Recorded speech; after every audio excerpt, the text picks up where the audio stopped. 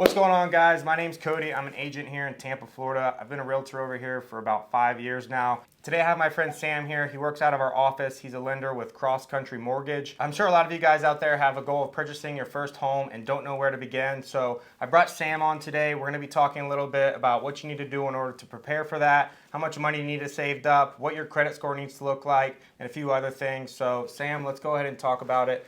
Buying your first home, what's something that a first-time home buyer needs to do in order to prepare to have everything ready to roll? Yeah, so there's a few main things that underwriters take a look at when you're purchasing your first home. First and foremost, the underwriters are going to take a look at your credit score. Your credit score is going to kind of govern which product is the best fit for you.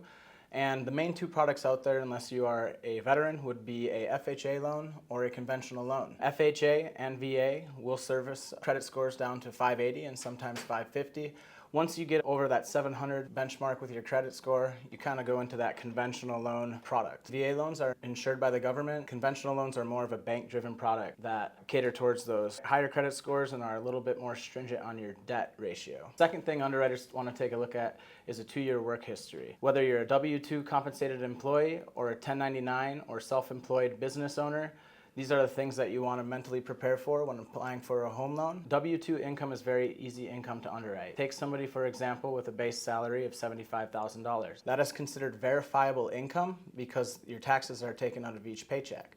It gets a little bit more dicey with a self-employed or a 1099 compensated employee, as they kind of have to structure expenses year-end to arrive at what would be considered their verifiable income. Any additional income that a W-2 compensated employee may have, whether that be bonus or commissions, will be averaged over a 24-month period.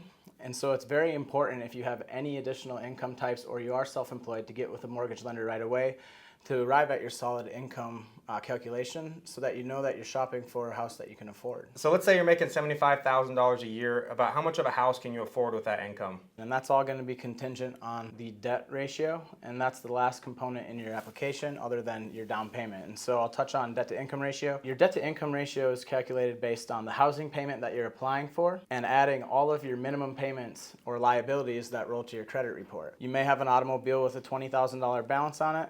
However, we're only going to consider the monthly payment for that automobile. Same with credit cards. A lot of buyers think that because they have a large amount of credit card debt or because they have an automobile with a $30,000 balance on it that they may not qualify, but that is not the case. Underwriters are very conservative in their approach to their debt to income ratio in the sense that they're only qualifying you or holding those debts on your application at the minimum payment amount. So when you take somebody with a $75,000 salary, the underwriters are going to divide that by 12 and then take 50 to 55% of that to allow you that room to purchase a home. And within that 50 to 55% of your monthly income, all of your housing payments that you're applying for, inclusive of all your debts that roll to your credit, are going to be what determines what your purchase power is. So at a $75,000 salary, it would all be dependent on the amount of monthly liabilities that you have and the housing payment that you're applying for. Because everybody has different debts on their credit, it's not an easy, quick answer to tell an individual what they can afford until we get a credit application on file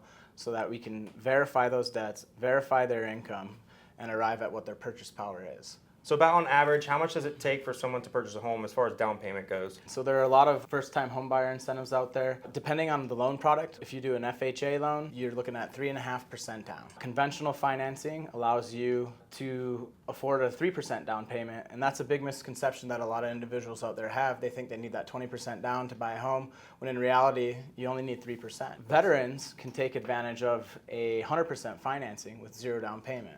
And so, in addition to down payment, you have to account for your closing costs. Closing costs, as a good rule of thumb, typically range about 3 to 4% of the purchase price of the home. So, the applicant who does not have enough money for their closing costs, but they do have enough money for down payment. Each loan product allows an interested party, which would be a real estate agent, a seller, a lender, to afford contributions to assist with their closing costs. Those are called interested party contributions. So for the applicant that has enough for down payment, but not necessarily their closing costs, the realtor and lender can get creative in securing these concessions from the seller at the time of purchase to cover their closing costs. And so theoretically, you can get in with just 3% down or 3.5% down. And so apart from those, if you're getting money from your realtor or your lender, or maybe from the sellers, as far as getting down payment, can you borrow that from friends or family or anybody anybody else? Great question. So that would be considered a gift. A gift is an acceptable source of down payment. That would be a relative. Typically, friends are very hard to verify as a gift donor because at the end of the day, the underwriters want to make sure that you are not borrowing money to borrow money. And so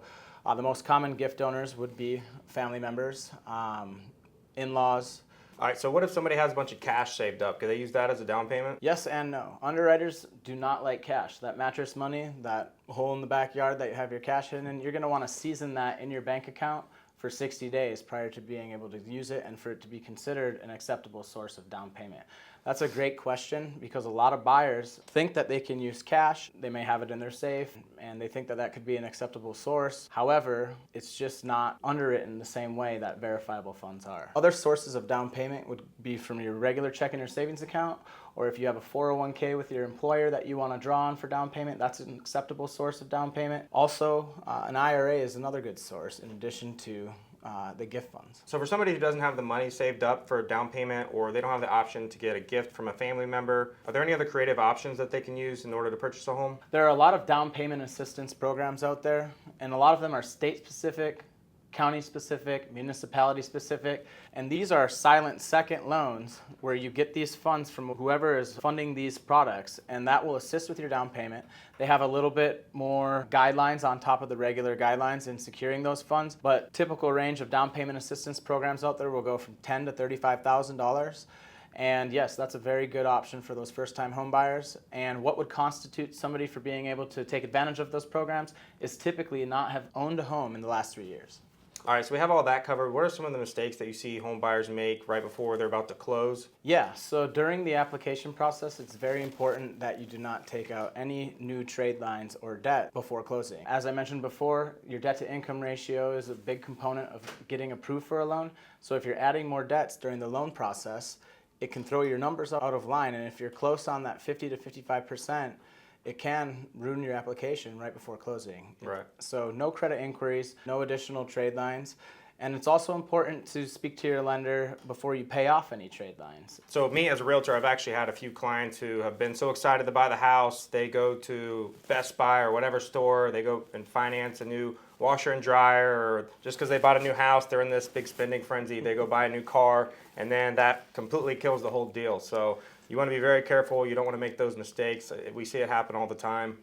Yeah, absolutely. Wait until the loan has funded and you have keys in hand. I would give it a day or two post-closing to make sure that before you go to buy those additional things that you need for your brand new home. So for those viewers who aren't really exactly sure what a mortgage payment is, can you explain that for us? Yeah, that's a great question. So a mortgage payment has 4 components. It's called PITI. That's principal and interest. And then you have your annual property taxes that are escrowed in your mortgage payment. And then you also have your homeowner's insurance that makes a part of your mortgage payment as well. Now, on those FHA loans, there is PMI, that's private mortgage insurance. There's a blanket rate of private mortgage insurance on all FHA loans. That's an affordable rate for everybody. And then conventional loans, if you do not put 20% down, those loans will also have PMI. The amount of PMI on conventional loans is based on 2 factors. That would be your credit score and the size of down payment.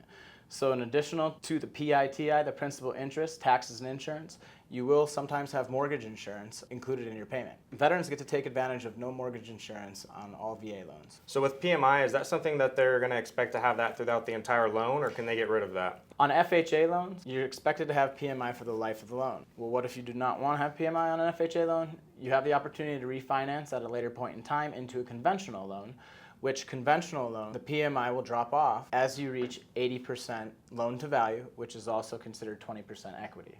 Okay, so with those different products, conventional, FHA, and VA, is there different interest rates between those 3? So the government products, VA and FHA, they tend to have lower interest rates than the conventional loan product. You can kind of think as the government products as the government wants to have an affordable loan product for all consumers. And so they tend to be on the lower side of the interest rate spectrum when it comes to all types of financing. So to summarize, those viewers who are wanting to purchase their first home, what are the steps going to be? What is that going to look like? Yeah, the first step would be to speak to a lender, get your income documentation to that lender, have them check your credit so that we know what you can be approved for while you're out there shopping.